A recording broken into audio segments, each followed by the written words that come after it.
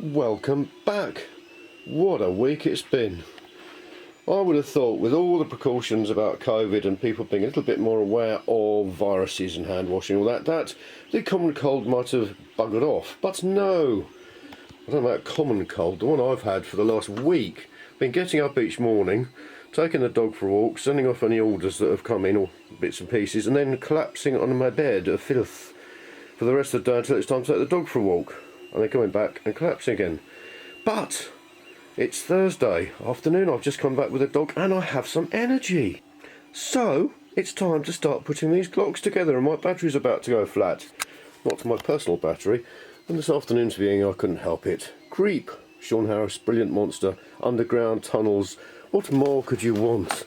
I know I've watched it lots of times, but that's my plan and I'm so excited to have some energy. Right, camera on charge. I've started putting clocks together. It's so enjoyable. First, we need one of these assemblies, which has the lovely gear that drives the hour display. It's got the clock movement on the back and the bearing for the ball chain up here. Then we need a spring assembly, or whatever it's called. And this is purely decorative, but does look lovely with the two gears. You just see the outer part of it. There's the ball chain fixing anchor point, and there's the pretend leaf coil spring with the nice copper coloured coil spring holder, whatever that may be. And then finally we need the minute dial, which I've already glued together, as you can see. The laser engraved minute dial with the two little copper rivets that hold it in place, and the beautiful sparkly red gem. Not real, I hasten to add. It was so enjoyable just sticking all this together, because you can drip the glue in from the back. So all the things position it, like the rivets and things, and you just drip glue in and it seals it on. Right, let's get these several parts put together.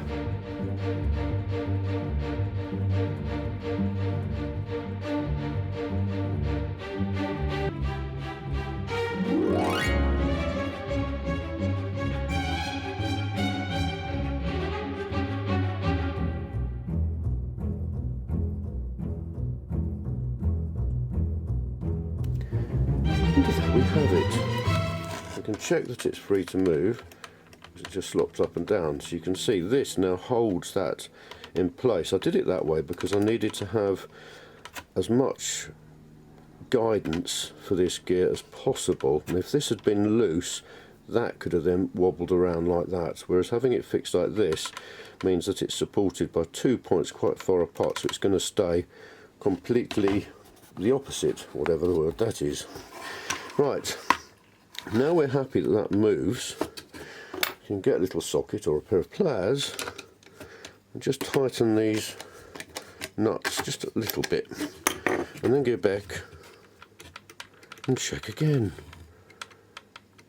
I will risk it. I've glued that one in just by putting some super glue on the side. This one is slightly different because it's quite loose, so the way that I fix that one in is to put a drop of super glue on the back, and it runs around where the rivet goes through this bottom piece of plastic. It doesn't splodge out anywhere, but holds that perfectly. Look at that, that's so exciting. So this is how you make mercury, as it's highly toxic.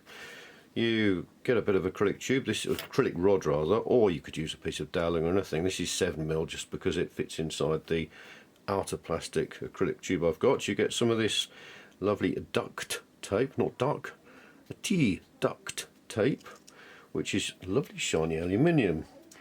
You cut it to the length you require and the width, the circumference of this, and then you overlap, because I've sanded onto this end the, can you see any of this? Yeah, I've sanded that end the meniscus shape, which Mercury is just known for. You see Mercury and it's always got that because it hates sticking to anything else except itself. And then you position it, let's just check I'm positioning it, with about 2 or 3mm over at the meniscus end, and then you roll it around a bit that I've just turfed over, like so. So you end up with a lovely shiny tube.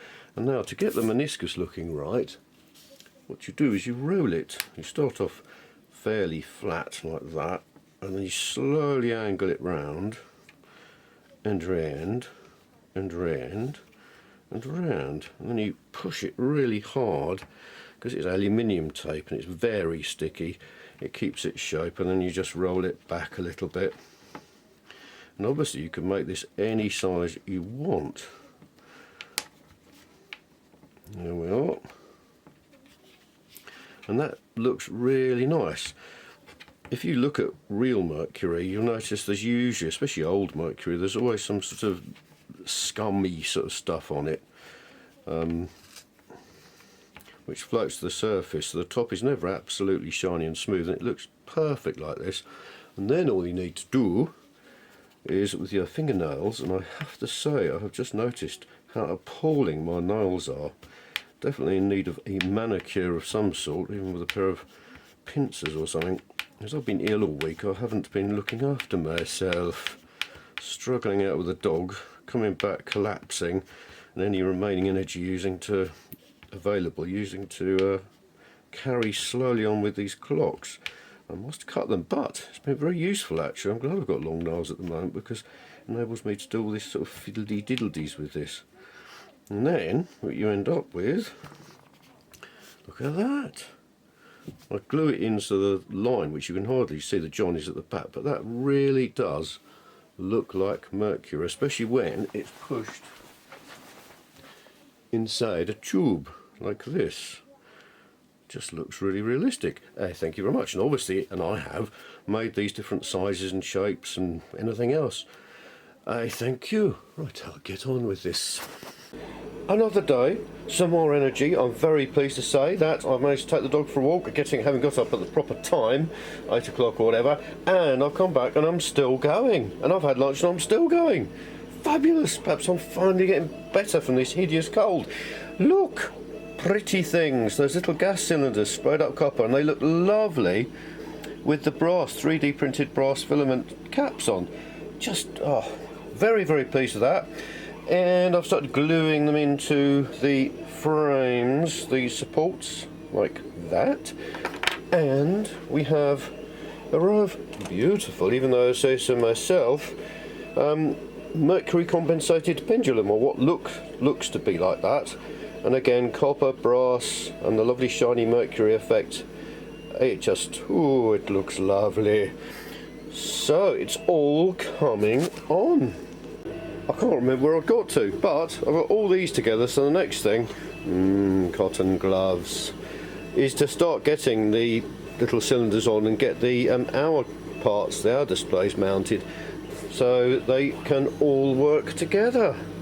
Needless to say, the 3D printer is 3D printing more of the gauge enclosures, and the wonderful laser cutter is laser engraving currently. Some more Nempnett Thrubwells signs, because they are flying off the shelves like hotcakes. So I'm starting to make a few more, or getting ready to anyway. Once I've glued these on, I'm going to start making some more of these with that lovely copper wire from, which I mentioned last time, the Scientific Wire Company, no affiliation. 3.3mm copper wire around a spigot thing, I can't remember the proper name, but anyway, I can't tell you how exciting it is to have energy throughout the day. Oh, I'm full of the joys of spring, even though it's coming to the end, well, halfway through November. I've even been working on some more, there we are, Heraldic Clarion, read the label. Heraldic Clarion Door Horns, a replacement for boring ding-dong type things, other than my one which goes ding-dong, is it? So, yeah, they've got a little air pump inside, and they work a proper air horn, and they connect to an existing doorbell switch, and they've been really popular as well. It's very, very exciting. It is thrilling when you realise that people really like what you're designing and making, and are prepared to buy them bits and pieces as well. It's really, really lovely, very special. I thank you to all my customers and to all the people who regularly watch these videos. It's greatly appreciated. Thanks very much for watching.